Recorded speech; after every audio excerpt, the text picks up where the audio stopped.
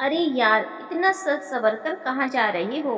जैसे ही अनुराग कहीं जाने के लिए कमरे से बाहर निकला, वैसे ही सामने वाले कमरे के सामने खड़े चिराग ने उसकी ओर ये सवाल दाग दिया। अपनी न्यू गर्लफ्रेंड से मिलने लगे हाथ ये भी बता दो कि ये तुम्हारी कौन से नंबर की गर्लफ्रेंड है। ये तो मैं खुद डिसाइड नहीं कर पा रहा हूँ कि कौन से नंबर की है, तो मैं तुम्हें कैसे बता सकता हूँ। एक्चुअली मेरी लाइफ में वन बाय वन एंट्री करने वाली आधा दर्जन गर्ल्स के बारे में तो ये क्लियर है कि वे सभी मेरी गर्लफ्रेंड्स थी, मगर आठवीं के साथ कुछ ऐसा वैसा होने से पहले ही ब्रेकअप हो गया। इसीलिए मैं तय नहीं कर पा रहा हूँ कि उसे एज ए गर्लफ्रेंड काउंट करना चाहिए कि नहीं। इस वजह से ये कंफ्यूजन क्रिएट हो रहा है। एक काम करते हैं, उसे लिस्ट से हटाकर इसे आठवीं मान लेते हैं।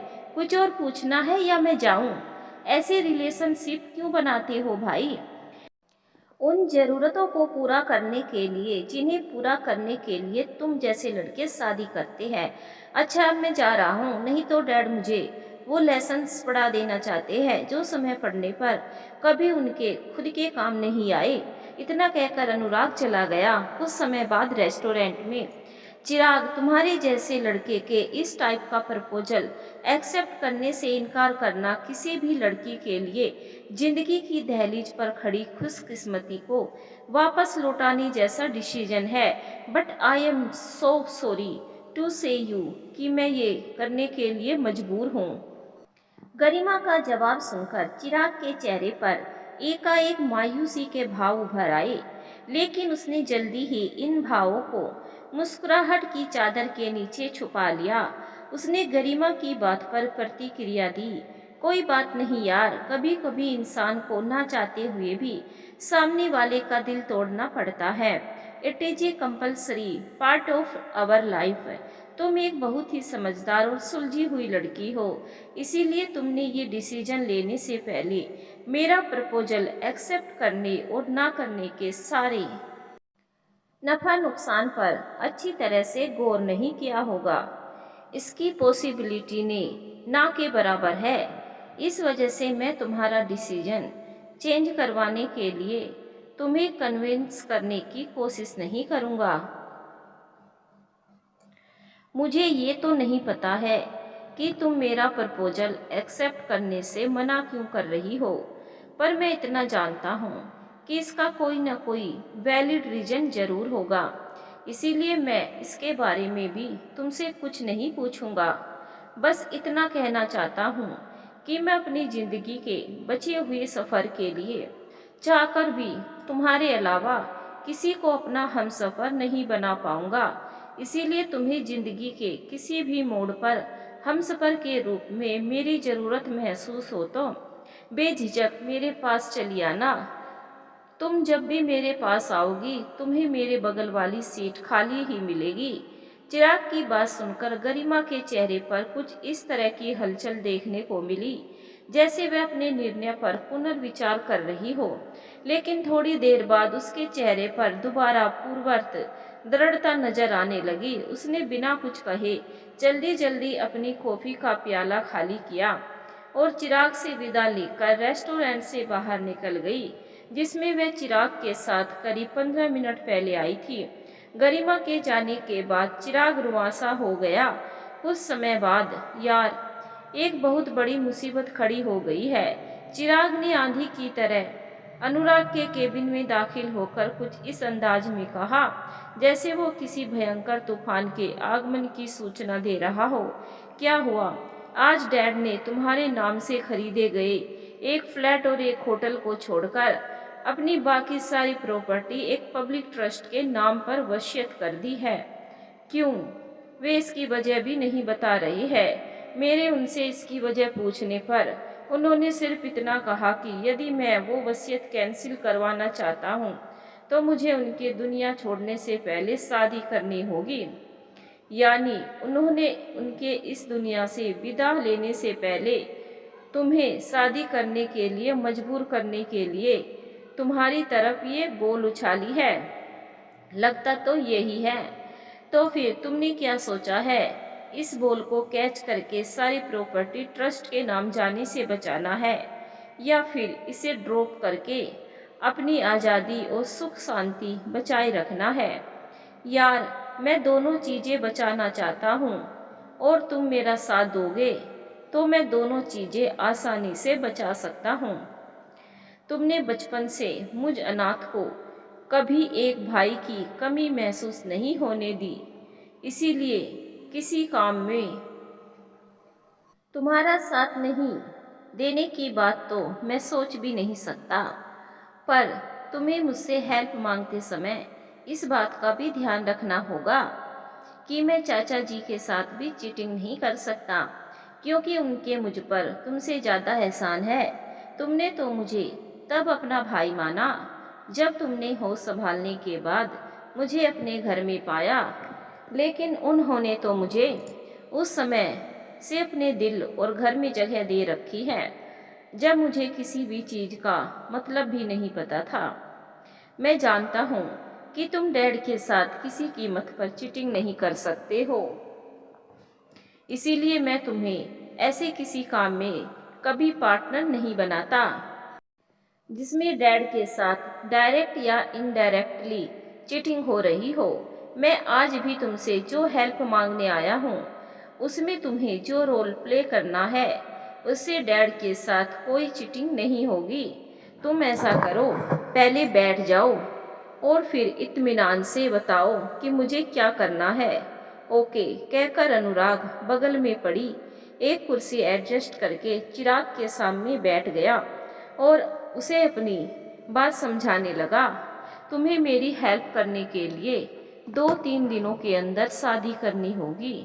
इससे मुझे ये बेनिफिट होगा कि तुम मेरी वाइफ को अपनी वाइफ बताकर चाचा जी से उनकी विल कैंसिल करा लोगे।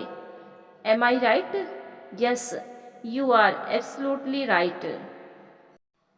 नाइस प्लान, बट तुम इसे बनाते समय ये बात भूल गए कि मैं तुम्हारे ऐसे किसी प्लान में पार्टनरशिप नहीं कर सकता जिसमें तुम्हारे डैड के साथ डायरेक्ट या इनडायरेक्टली चीटिंग हो रही हो। अरे, मैं ये बात नहीं भूला हूँ भाई। मैंने इसी बात को ध्यान में रखकर तुम्हें मेरे इस प्लान में पार्टनर बनाने की बजाय तुम्हें एक छोटा सा रोल दिया है, और वो भी ऐसा नहीं है जिससे डैड के साथ डायरेक्ट या इनडायरेक्टली चीटिंग होगी। एक्चुअली तुम्हें सिर्फ 2-3 दिनों के अंदर शादी करनी है, बाकी जो करना है मैं करूँगा।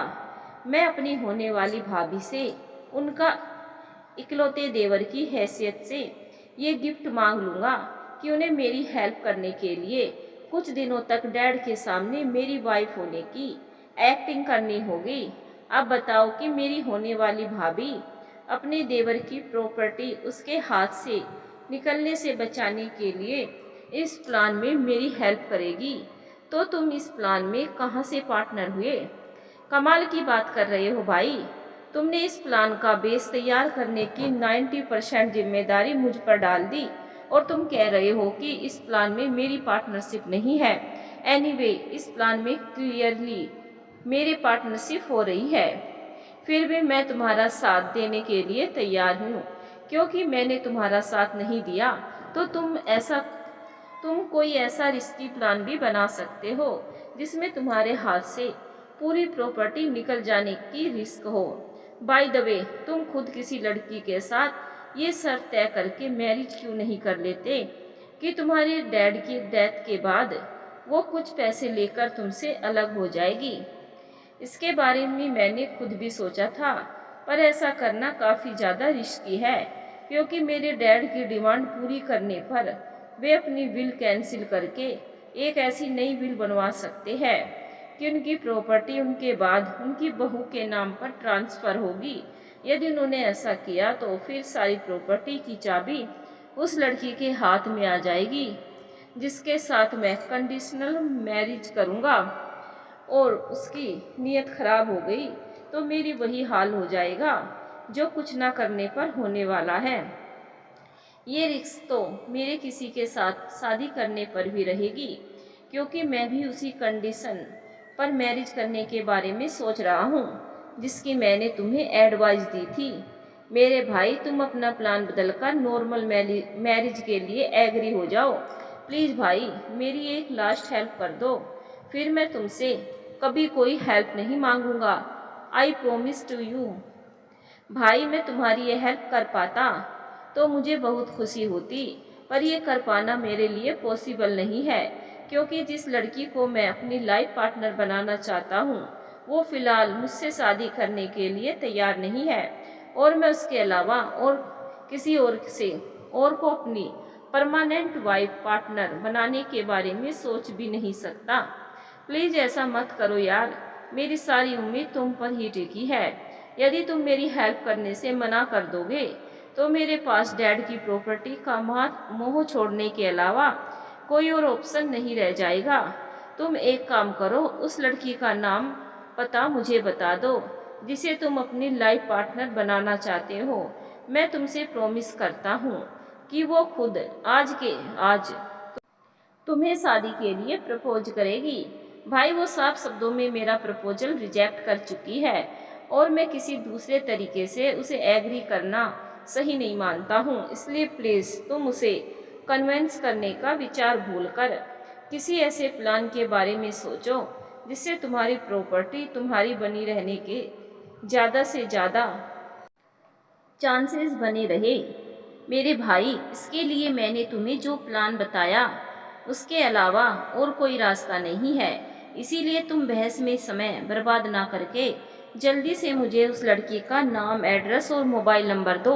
सालों तक पत्नी के सताए मेरे बीमार डैड कभी भी दम तोड़ सकते हैं, और उन्होंने अपनी विल कैंसिल करने से पहले दम तोड़ दिया तो मुझे भी दम तोड़ना पड़ जाएगा। इसीलिए हमें जो भी करना है जल्दी से जल्दी करना होगा।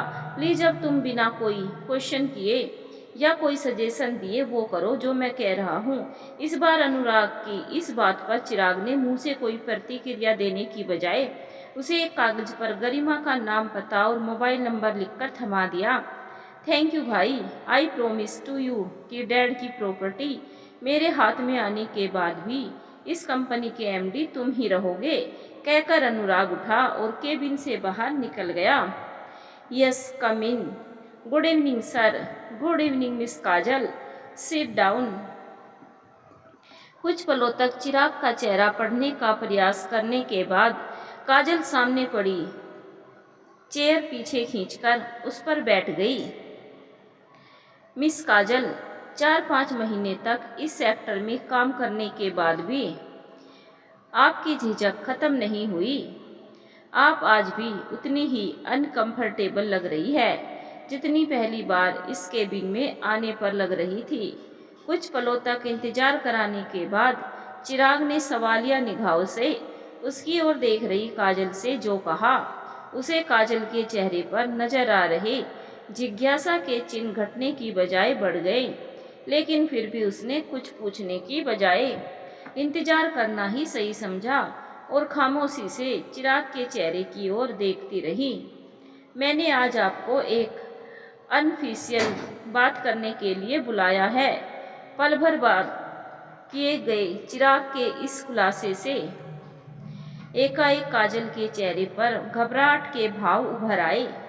अरे घबराइए नहीं, मैंने आपको ऐसी कोई बात करने के लिए नहीं बुलाया जिसके लिए सेक्टर बदनाम है। एक्चुअली बात यह है कि मुझे ऐसी लड़की की तलाश है जो इस कंपनी के ओनर यानी मेरे चाचा जी के बेटे अनुराग के साथ शादी करके मेरे चाचा जी की जिंदगी के बचे हुए दिन पूरे होने तक अनुराग की वाइफ बनकर उसके साथ रहे, और मेरे चाचा जी की डेथ के बाद इस काम के लिए तय किया गया अमाउंट लेकर अनुराग के घर और उसकी लाइफ से निकल जाए। इसमें नोट करने लायक 2 खास बातें हैं।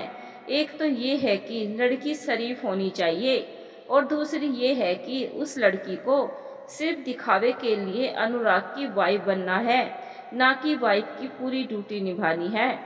अनुराग है तो पूरा अय्यास लड़का, मगर इस बात की पूरी गारंटी दी जा सकती है कि वो किसी लड़की की मर्जी के बिना उसके साथ कुछ ऐसा वैसा करना तो दूर रहा, वो उसे छुएगा भी नहीं। आप मुझे हर एंगल से एक निहायत शरीफ लड़की लगी, इसीलिए मैं आपके सामने अनुराग के साथ शादी करके कुछ दिनों तक उसकी वाइफ का रोल निभाने का प्रपोजल रख रहा हूँ। मगर आपको ये प्रपोजल पसंद नहीं आ रहा हो तो आप बेझिझक इसे रिजेक्ट कर सकती है। आपने पिछले महीने ही कंपनी से बतौर लोन एक काफ़ी बड़े अमाउंट के लिए एप्लीकेशन दी थी और कंपनी के रूल्स के अकॉर्डिंग आपको वो लोन नहीं दिया जा सका। इसीलिए मुझे लगा कि आप ये प्रपोजल एक्सेप्ट कर सकती है। इस वजह से सॉरी सर, मैं आपका प्रपोजल एक्सेप्ट नहीं कर पाऊंगी। चिराग की बात पूरी होने से पहले ही काजल ने उसे जवाब दे दिया। No problem, by the way, इसके लिए आपको मुझे नहीं बल्कि मुझे आपको सॉरी बोलना चाहिए। Sir I agree with you but only 50%, because ना आपने मेरे सामने प्रपोजल रखकर कुछ गलत किया और ना मैंने इसे एक्सेप्ट करने से मना करके। बाय द वे, आपने इस कंपनी में काम करने वाली इतनी सारी गर्ल्स में से मुझे इस काम के लायक समझा। इसके लिए आपका बहुत बहुत शुक्रिया। और आपने ये काम करने के लिए मुझ पर प्रेशर नहीं डाला, इसके लिए भी आपका बहुत बहुत शुक्रिया। कि आप मैं जा सकती हूँ? हाँ, पर जाने से पहले आपको मेरे इस क्वेश्चन का आंसर देना होगा कि आप पैसों की सख्त ज़रूरत होने के बावजूद ये काम करने से इनकार क्यों कर रही है? क्या इसकी वजह ये है कि ये काम करने के बाद आपको एक अच्छा जीवन साथी मिलने के चांसेस खत्म हो जाएंगे? नो सर, मुझे अच्छे या बुरे किसी भी तरह के जीवन साथी का ना इंतजार है और ज़रूरत भी नहीं है। इसीलिए काम करने से मना करते समय मेरे दिमाग में ये बात आई ही नहीं। मेरे इस काम को इनकार करने की वजह तो कुछ और ही है। एक्चुअली मेरा मेल पर्सन्स को लेकर मेरा एक्सपीरियंस इतना ज़्यादा ख़राब रहा है कि मैं आपके जैसे अच्छे इंसान की गारंटी देने के बाद भी एक बिगड़े रईसजादे के साथ बेडरूम शेयर करने का रिस्क नहीं ले सकती। ऊपर से मेरे घर के हालात ऐसे नहीं है कि मैं कुछ दिन घर छोड़कर कहीं और रह सकूं। इसीलिए मुझे इस प्रपोजल को रिजेक्ट कर देना ही सही लगा। क्या मैं जा सकती हूँ? ओके। चिराग का जवाब मिलते ही काजल इस तरह फुर्ती से उठकर बाहर निकल गई जैसे उसे डर हो कि उसने जरा सी भी देर की तो उसे मिली परमिशन कैंसिल हो सकती है। यार, ये जो लड़की अभी अभी तुम्हारे कैबिन से बाहर निकली, क्या तुम उसे गरिमा की जगह रिप्लेस नहीं कर सकते हो? अनुराग ने चिराग के कैबिन में दाखिल होते ही उसकी ओर ये सवाल किया। क्यों? गरिमा ने तुम्हें खाली हाथ वापस लौटा दिया क्या? कोई सीधा जवाब देने की बजाय चिराग ने उसी से एक सवाल पूछ लिया। हाँ, मुझे पता था कि वो नहीं मानेगी और इसके अलावा मैं सिर्फ इसी एक लड़की को जानता हूँ जो तुम्हारी प्रॉब्लम सॉल्व करने में हेल्प लेने लायक है। इस वजह से मैंने गरिमा का रिस्पॉन्स जानने से पहले ही इस लड़की को बुलाकर ये जानने का प्रयास करके देख लिया कि वो तुम्हारी प्रॉब्लम सॉल्व करने में कोई हेल्प कर सकती है या नहीं। और इसका रिजल्ट क्या निकला? ये भी हमारी हेल्प करने के लिए तैयार नहीं हुई। रियली सो सैड न्यूज यार। बाय द वे, उसके सामने तुमने हमारी किस टाइप की हेल्प का प्रपोजल रखा था? तुम्हारे साथ कंडीशनल मैरिज करने का। भाई, तुमने ये प्रपोजल रखकर बहुत बड़ी गलती कर दी। यदि तुम इसकी बजाय उसके सामने अपने साथ कंडीशनल मैरिज करने का प्रपोजल रखते तो वो यकीनन एक्सेप्ट कर लेती थी।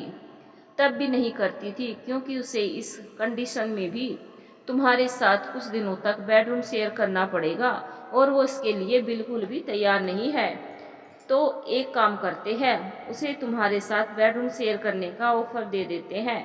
हम लोग डैड को चेकअप के बहाने कुछ देर के लिए हॉस्पिटल भेज देंगे और इस बीच मेरे बेडरूम और तुम्हारे बेडरूम के बीच की दीवार तुड़वाकर एक गेट फिट करा देंगे जिससे उसे मेरे बेडरूम से होकर तुम्हारे बेडरूम में आने जाने की फैसिलिटी मिल जाएगी। भाई, तुम अपना तिगड़मी दिमाग किसी और प्लान पर भिड़ाओ क्योंकि इस लड़की को लेकर जो भी प्लान बनाओगे निगेटिव रिजल्ट ही मिलेगा। इसकी एक वजह ये है कि ये लड़की ऐसे झमेले में पड़ने के लिए किसी सिचुएशन में तैयार नहीं होगी और दूसरी वजह ये है कि वो कुछ दिनों तक अपना घर छोड़कर हमारे साथ रहने की कंडीशन में नहीं पड़ेगी।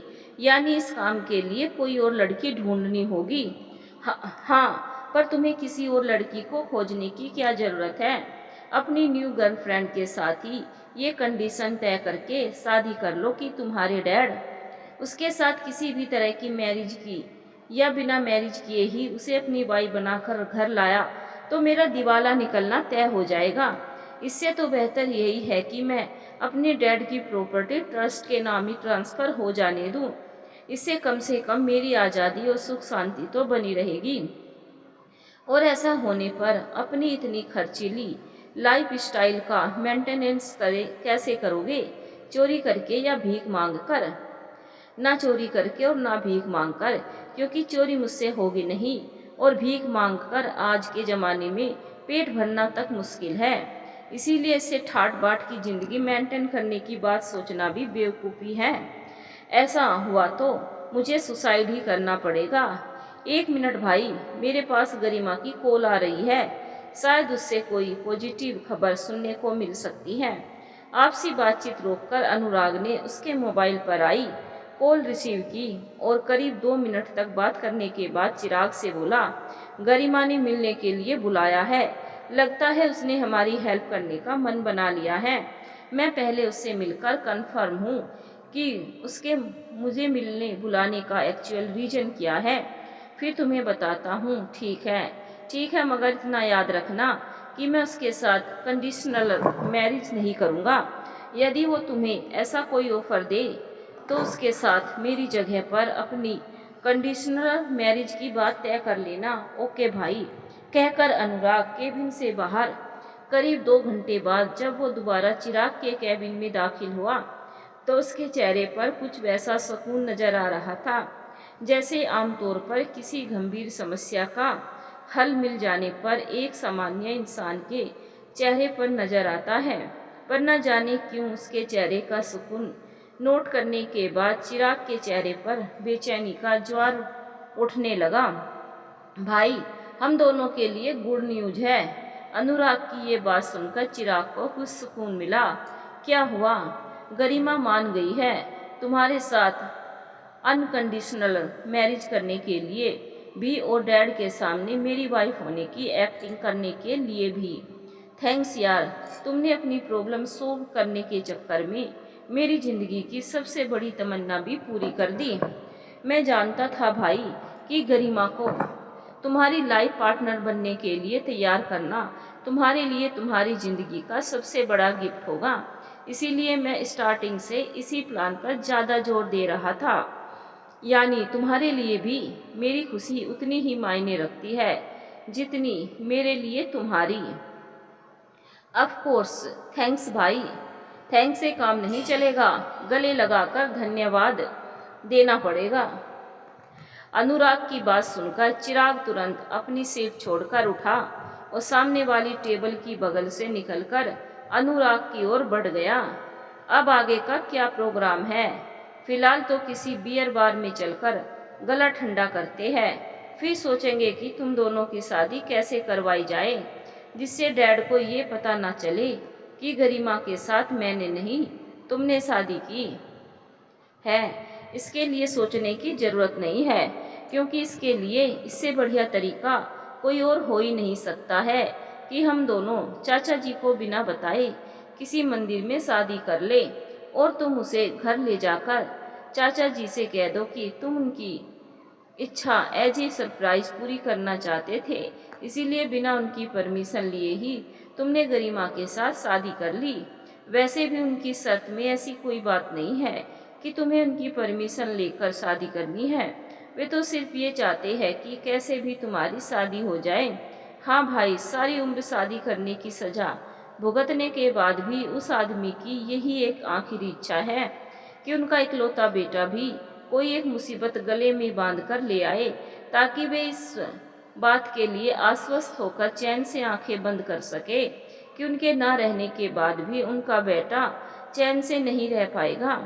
तुम उनकी इस ख्वाहिश का गलत मतलब निकाल रहे हो यार। वे तो, अरे छोड़ो इन बातों को भाई, मैं खुशी के इन लम्हों को उस दुखी आत्मा की बात करके वेस्ट नहीं करना चाहता हूँ। आओ इस खुशी के मौके पर कहीं साथ बैठकर एंजॉय करते हैं। यानी आज तुम मेरा पीछा छोड़ने के मूड में नहीं हो। पीछा छोड़ने का तो सवाल ही पैदा नहीं होता है। तुम तो ऐसा करो, बाहर पार्किंग में 5 मिनट मेरा इंतजार करो। मैं ऑफिस के लिए 1-2 लोगों को आज के कुछ जरूरी काम सौंप कर आ रहा हूँ। ओके, बट 5 मिनट से ज़्यादा समय मत लगाना। डोंट वरी, नहीं लगाऊंगा। चिराग का जवाब सुनकर अनुराग बाहर निकल गया। गरिमा, तुमने ललिता आंटी को ये तो बता दिया है ना कि तुम्हें कुछ दिनों तक। चिराग ने शिव जी के एक प्राचीन मंदिर में वहाँ के पुजारी की मदद से गरिमा के साथ शादी की रस्में पूरी करने के बाद धीमे स्वर में उससे ये सवाल किया, जिसके पूरा होने से पहले ही गरिमा के ने इनकार में सिर हिला दिया। मंदिर में चिराग, गरिमा और पुजारी के अलावा गरिमा की आंटी और अनुराग भी मौजूद थे, जो चिराग और गरिमा से कुछ दूर एक कोने में खड़े थे। यार, तुम्हें इन्हें ये बात बता देनी चाहिए थी, क्योंकि इनके सामने हमने चाचा जी को, ये यहाँ से हमारे साथ नहीं बल्कि अपने घर वापस जाएगी। इसीलिए तुम्हें इस बात को लेकर टेंशन लेने की ज़रूरत नहीं है कि उनके सामने तुम्हारे चाचा जी को तुम लोग मेरा इंट्रोडक्शन अनुराग की वाइफ के रूप में दोगे तो वे कुछ कहकर प्रॉब्लम क्रिएट कर सकती है। अरे मगर इन्हें बाद में कभी पता चलेगा कि तुम इनको लेकर इतना टेंशन क्यों ले रहे हो यार। ये मेरी दूर के रिश्ते की मौसी है, मेरी मम्मी नहीं। कि इन्हें अपनी लाइफ से जुड़ी हर छोटी बड़ी बातें बताना मेरी ड्यूटी है। इन्होंने अपने पैसों की ज़रूरत के लिए मुझे अपने साथ रखकर मेरी देखभाल की और मैं एक केयर टेकर की अपनी ज़रूरत को पूरा करने के लिए इनके साथ रही। पर अब मुझे इनकी ज़रूरत नहीं रही, इसीलिए मुझे इनके साथ अपनी लाइफ से जुड़ी कोई बात शेयर करने की ज़रूरत नहीं है। हाँ मगर, अब अगर मगर छोड़ो और इस पुजारी को इसकी फीस देकर यहाँ से निकालो। मुझे जल्दी से गृह प्रवेश और तुम्हारी चाचा जी से आशीर्वाद लेने की फॉर्मेलिटीज पूरी करके रेस्ट करना है। ओके, कहने के साथ ही चिराग ने पुजारी की दक्षिणा के लिए जेब से पैसे निकालकर पूजा की थाली में रखे और ईश्वर से अनुमति व आशीर्वाद लेने के बाद गरिमा की मौसी व अनुराग को साथ आने के लिए कहकर गरिमा के साथ मंदिर से बाहर निकल गया। ईश्वर सदा तुम पर कृपा बनाए रखे और तुम्हारे सौभाग्य की रक्षा करे। गरिमा ने चिराग और अनुराग के साथ मोहनलाल के कक्ष में दाखिल होकर उनके पांव छुए तो उसे सिर पर मोहनलाल के स्नेह युक्त स्पर्श के साथ साथ 2 आशीर्वाद भी प्राप्त हुए। लेकिन गरिमा के चेहरे की प्रतिक्रिया देखकर ऐसा कहीं से भी नहीं लग रहा था कि उसे ये स्नेह आशीष किसी काम के लगे हो। चाचा जी, ये आपकी बहू है। अनुराग को भी मोहनलाल जी के पांव छूकर आशीर्वाद लेने का अवसर देने के बाद चिराग ने गरिमा की ओर इशारा करके मोहनलाल जी को जानकारी दी। मैं तुम तीनों के मेरे कमरे में दाखिल होते ही समझ गया था कि मेरा चलाया हुआ ये आखिरी तीर लक्ष्य भेदने में सफल हो गया। अब जाकर अपने अपने काम करो, मुझे भी एक जरूरी काम निपटाना है। चिराग की बात पर ये प्रतिक्रिया देने के बाद मोहनलाल जी ने सामने टेबल पर पड़ा अपना मोबाइल उठा लिया और उसमें कोई कॉन्टैक्ट नंबर खोजते हुए मैं व्यस्त हो गया। सुनो बहू जी, कहते हुए वह पलटकर मोहनलाल जी की ओर सवालिया निगाहों से देखने लगी। कमरे से बाहर निकल चुके अनुराग और चिराग भी वापस गेट पर आकर मोहनलाल जी की ओर देखने लगे। तुम्हारा नाम क्या है? गरिमा, उम्र 26 साल। ठीक है, जाओ। मोहनलाल जी ने जाने की अनुमति मिलते ही अनुराग और चिराग ने गेट से हटकर गरिमा के लिए रास्ता छोड़ दिया, जिसके बाद गरिमा तेज कदमों से कमरे से बाहर निकल गई। चिराग, मैं तुमसे ऐसी एक बात कहूँ जो जनरली एक वाइफ अपनी मैरिड लाइफ की फर्स्ट नाइट को अपने हस्बैंड से नहीं कहती है, तो तुम बुरा तो नहीं मानोगे ना? कमरे में मौजूद भारी भरकम लहंगा पलंग पर बैठी हल्की फुल्की गरिमा ने बगल में बैठे चिराग से ये सवाल किया तो एकाएक चिराग के चेहरे पर हल्की सी हैरानी और थोड़ी परेशानी के मिले जुले भाव नजर आने लगे। एक्चुअली मेरे तुमसे शादी करने के लिए अपनी कंसेंट देने के बाद मुझे 2 दिनों बाद ही ये शादी करनी पड़ी। इसीलिए मुझे एज ए वाइफ अपनी ड्यूटी निभाने के लिए खुद को प्रिपेयर करने का टाइम ही नहीं मिल पाया। इस वजह से मैं कुछ दिनों तक, डोंट वरी, तुम खुद को मेंटली प्रिपेयर करने के लिए जितना चाहो उतना समय ले सकती हो। थैंक्स। क्या अब मैं सो सकती हूँ? Of course. अगले दिन ऑफिस में, thank you so much sir, मैं आपका ये एहसान जिंदगी भर नहीं भूलूंगी। काजल ने चिराग के दिए हुए चेक का सरसरी निगाहों से मुआयना करते हुए आभार प्रकट किया। थैंक यू तो ठीक है, पर आपको इस हेल्प के लिए मेरा एहसान मानने की ज़रूरत नहीं है, क्योंकि इस कंपनी के एमडी होने के नाते इसके हर कर्तव्यनिष्ठ एम्प्लॉयज़ की हेल्प करना मेरा फ़र्ज है। नहीं सर, इस हेल्प के लिए मुझे आपका एहसान मानने की भी ज़रूरत है, क्योंकि मुझे ये हेल्प देने के लिए आपको कंपनी के रूल्स चेंज करने पड़े, और ऐसा करके आपने मेरी कितनी बड़ी प्रॉब्लम सोल्व की है, इसका आप अनुमान भी नहीं लगा सकते। मिस काजल, आपकी ये गैसिंग इनकरेक्ट है कि मुझे आपकी प्रॉब्लम के बारे में पता नहीं है। मैंने मीनाक्षी से आपकी प्रॉब्लम जानने के बाद ही पर्सनल इंटरेस्ट लेकर आपकी हेल्प की, और मेरे पर्सनल इंटरेस्ट लेकर आपकी हेल्प करने की सिर्फ यही एकमात्र वजह है कि मैं किसी भी परिस्थिति में अपने आत्मसम्मान और अपने सिद्धांतों के साथ समझौता न करने वाले लोगों की मैं बहुत इज्जत करता हूँ। अब आप जा सकती हैं। ये जानकर मेरी नज़रों में आपकी रिस्पेक्ट और ज़्यादा बढ़ गई है। Thank you so much once again, कहकर काजल बाहर निकल गई। लेकिन उसके बाहर निकलने के बाद भी चिराग अपना काम शुरू नहीं कर पाया, क्योंकि उसके जाते ही अनुराग अंदर आ गया। यार, मुझे जिस बात का डर था वही हुआ। लेकिन ये बात सुनकर चिराग के चेहरे पर किसी तरह की उत्सुकता, उत्तेजना या परेशानी के कोई भी चिन्ह नहीं उभरे। चाचा जी ने अपनी न्यू विल तुम्हारे नाम पर ना करके गरिमा के नाम से ही कर दी है क्या? तुम यही बताना चाह रहे हो ना? चिराग ने एक सजेशन देते हुए अनुराग से सवाल किया। हाँ, ये तो मैं कल उसी समय जान गया था कि चाचा जी यही करने वाले हैं, जब उन्होंने गरिमा से उसका नाम और उम्र की जानकारी ली थी। पर तुम इस बात को लेकर इतना परेशान क्यों हो रही हो? क्या तुम्हें मुझ पर यकीन नहीं है? भाई, तुम पर तो 101% यकीन है, पर डैड की डेथ के बाद उनकी सारी प्रॉपर्टी तुम्हारी नहीं बल्कि गरिमा के नाम पर ट्रांसफ़र होगी, और करोड़ों की प्रॉपर्टी की मालकिन बनने के बाद डोंट वरी, गरिमा ऐसा कुछ नहीं करेगी जिसका तुम्हें डर सता रहा है। और वो ऐसा कुछ करना भी चाहे तो मैं उसे ऐसा करने नहीं दूंगा।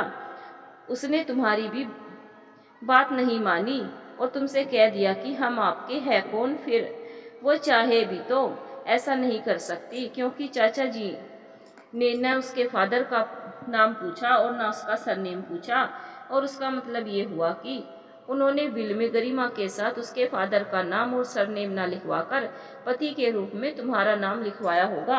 हाँ, पर इससे भी ये गारंटी कहाँ मिल रही है कि गरिमा इससे चीटिंग नहीं कर पाएगी। उल्टा इससे तो उसे कोर्ट में ये कहकर डैड विल को वैलिड डिक्लेयर कराने का एक पुख्ता बेस मिल जाएगा कि वो डैड की बहू थी और वो डैड की काफ़ी अच्छी तरह से देखभाल कर रही थी, जबकि मैं अपने डैड की जरा भी केयर नहीं कर रहा था। इसीलिए उन्होंने उसके नाम पर अपनी सारी प्रॉपर्टी की विल कर दी। साथ ही उसे इस विल की हेल्प मुझसे डिवोर्स लेने का भी ये ग्राउंड मिल जाएगा कि मैं एक बहुत ही लापरवाह और गैर जिम्मेदार इंसान हूँ, जिसने पहले अपने डैड की केयर नहीं की और अब पत्नी की भी केयर नहीं कर रहा हूँ। मेरे भाई, वो हमसे चीटिंग करके ना खुद को चाचा जी की बहू साबित कर पाएगी और ना उसे तुमसे डिवोर्स लेने की ज़रूरत पड़ेगी, क्योंकि उसने मंदिर में मेरे साथ शादी की है, ना कि तुम्हारे साथ, और उसके हमारे पास पर्याप्त सबूत हैं। यार, इस बात पर तो मैंने गौर किया ही नहीं, पर अब तो ये बात तुम्हारी समझ में आ गई है ना, या अभी भी कोई डाउट बचा है?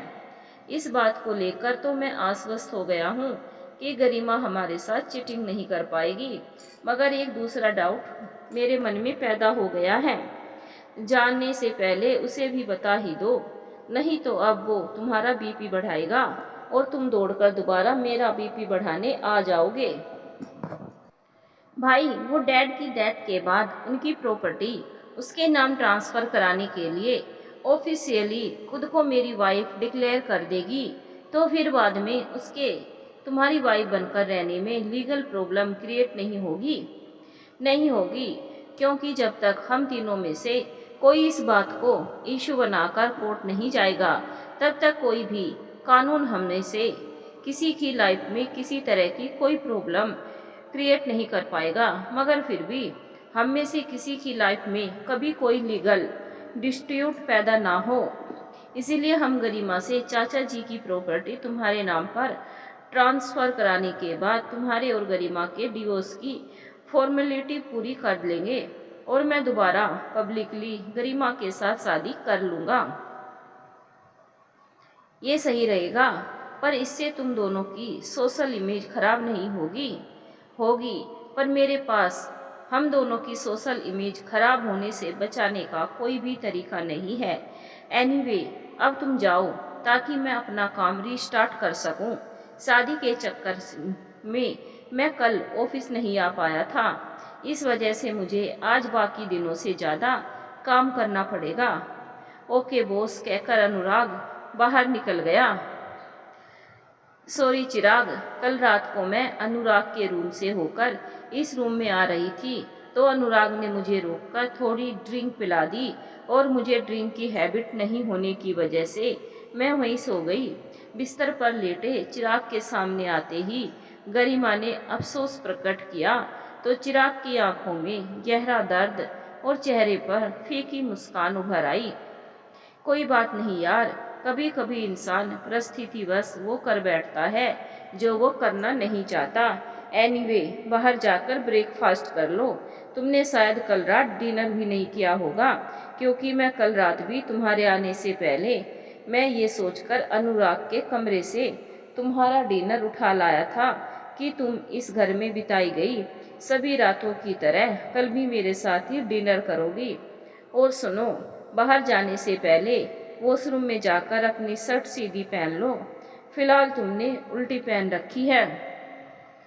इट मीन्स कल रात। यार प्लीज़, झूठ बोलकर अपनी मर्जी से की गई हरकत को अनुराग पर थोपने की कोशिश मत करो, क्योंकि मैं इस बात को लेकर 100% कॉन्फिडेंट हूँ कि वो किसी लड़की की कंसेंट लिए बिना उसके साथ फिजिकल रिलेशन नहीं बना सकता।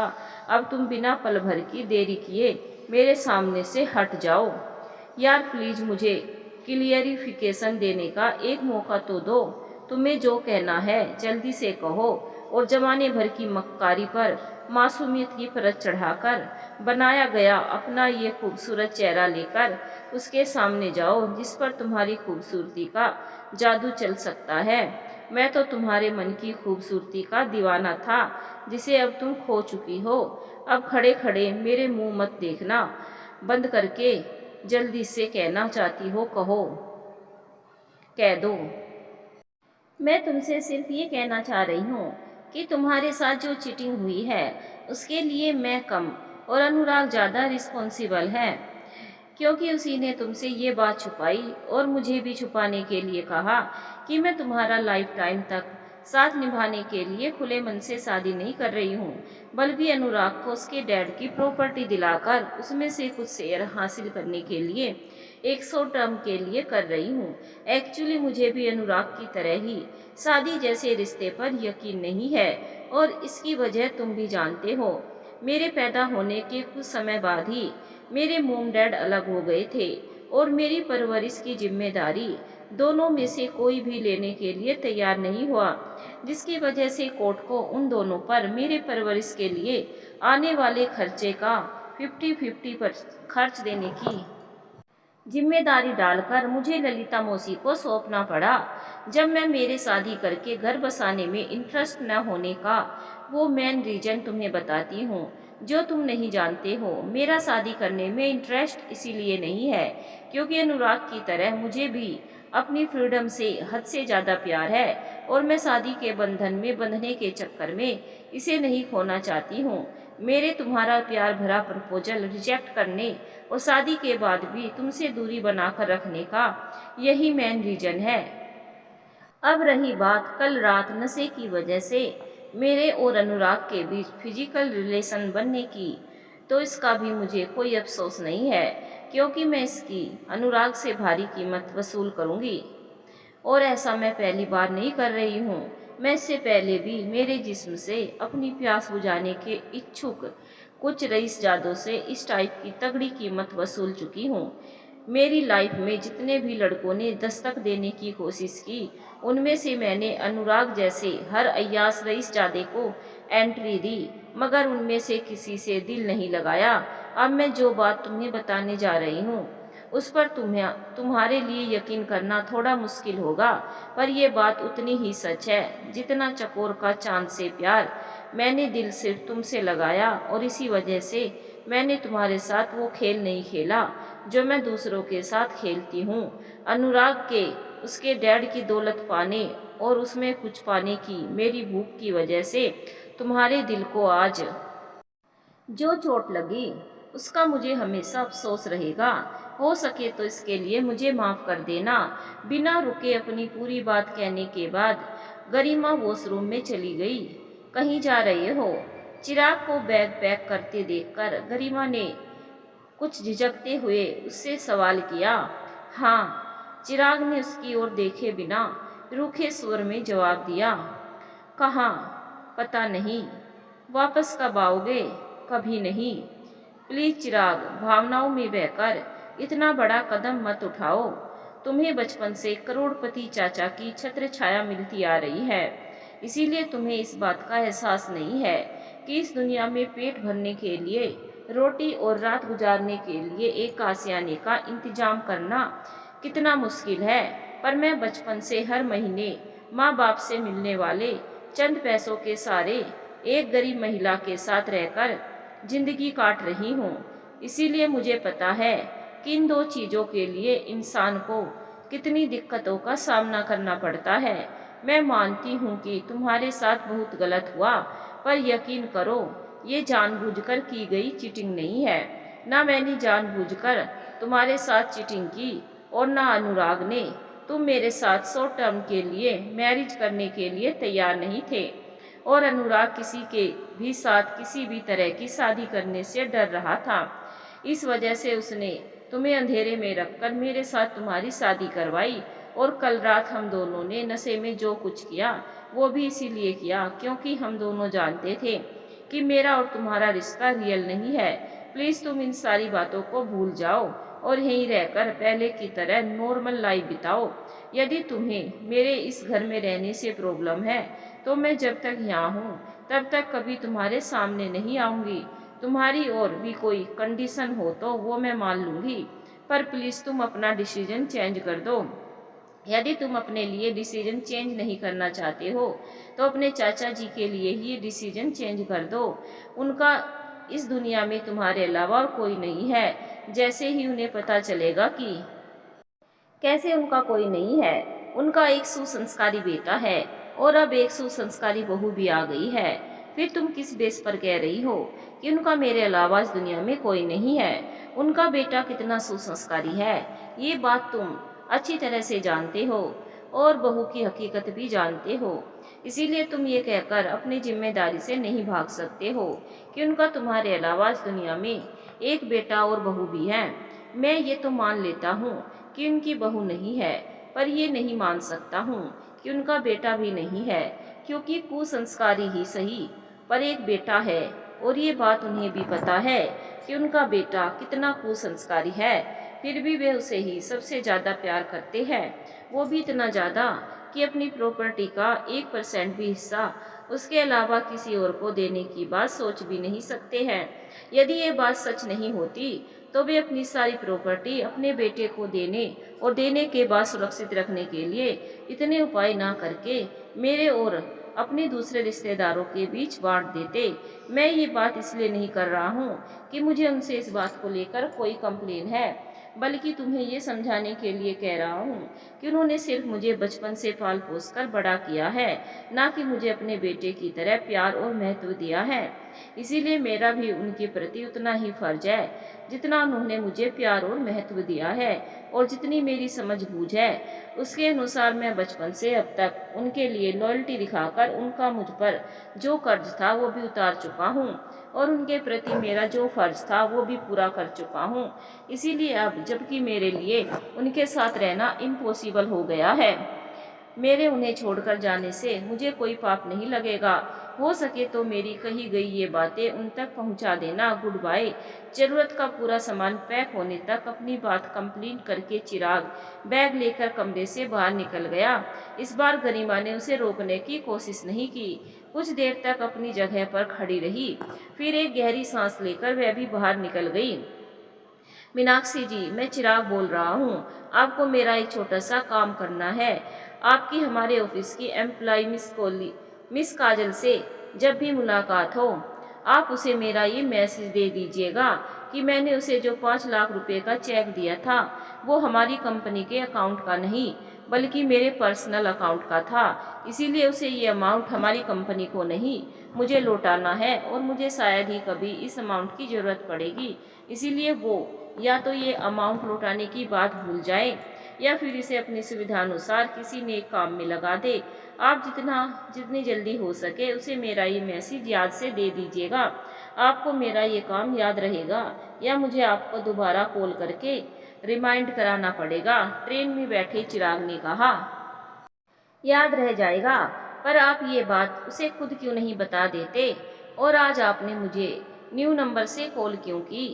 मेरे पास उसका कॉन्टैक्ट नंबर नहीं है, और मैंने न्यू नंबर से आपको कॉल इसलिए की क्योंकि मैं अपने पुराने दोनों मोबाइल नंबर्स बंद कर चुका हूँ। क्यों, आपका मोबाइल कहीं खो गया है क्या? नहीं। तो फिर मैं अपनी अब तक की ज़िंदगी से जुड़े सभी लोगों के मुझसे कांटेक्ट करने के सारे रास्ते बंद कर देना चाहता हूँ।